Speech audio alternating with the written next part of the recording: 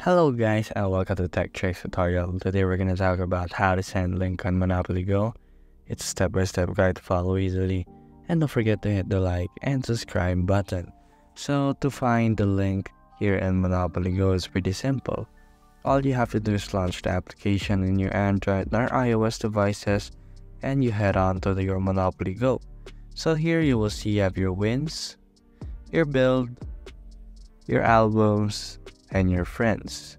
So as you can see here in your friends, all you have to do basically is just go from add friends and then invite, and then there you go. You have found your link on Monopoly Go just by pressing this yellow button right here which states invite, and you'll be able to copy the link, and it's just as simple as that. And there you go.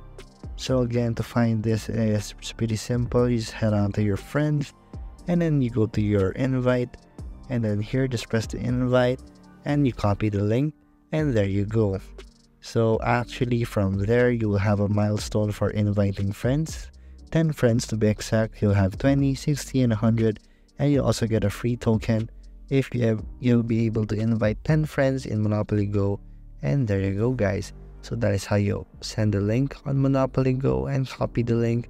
And thank you for watching this video. See you again next time.